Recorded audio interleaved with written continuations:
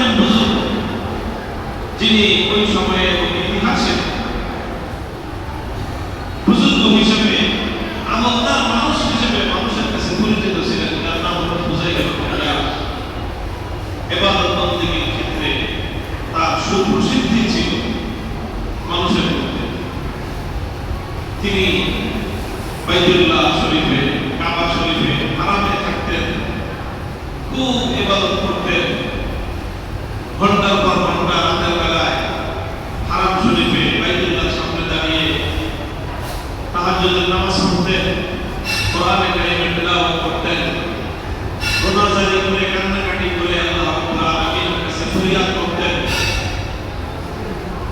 আর আব্দুল্লাহ ইবনে মুবারক রাহমাতুল্লাহি আলাইহি ওনার একটা বৈশিষ্ট্য ছিল যে তিনি জবরদস্ত মুহাদ্দিস ছিলেন, হাদিসের শিক্ষকতা করতেন, মানুষকে হাদিস শিখাইতেন। কিন্তু ওনার একটা রুটিন ছিল, জীবনের একটা সময়সূচি, যে তিনি নিয়ম করে বছরের কিছু সময় তিনি হাদিসের পাঠদান করতেন।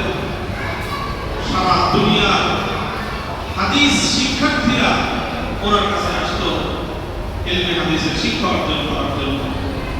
আর কিছু সময় তিনি জিহাদের ময়দানে কাটাতেন, সেই সীমান্ত এলাকায় পাহারাদারি করতেন।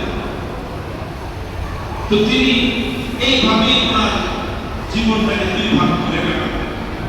এক ভাগ বাড়িতে থাকতেন, হাদিস পড়াইতেন, দুনিয়া থেকে বিভিন্ন প্রান্ত প্রান্ত থেকে হাদিসের শিক্ষার্থীরা, অন্বেষণকারীরা, জ্ঞানের অন্বেষীরা তার কাছে আসতো এবং এসে তার কাছ থেকে ইলমের ক্ষুধা নিবারণ করত, হাদিসের শিক্ষা তারা অর্জন করত।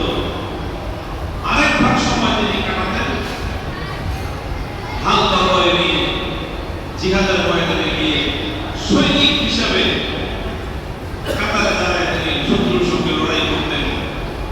মুসলমানদের রাষ্ট্রের সীমান্ত পাহারা দেওয়ার জন্য তিনি গিয়ে সেই সীমান্ত এলাকায় পাহারাদারি করতেন, যুদ্ধের মুখে দাঁড়ায় থাকতেন।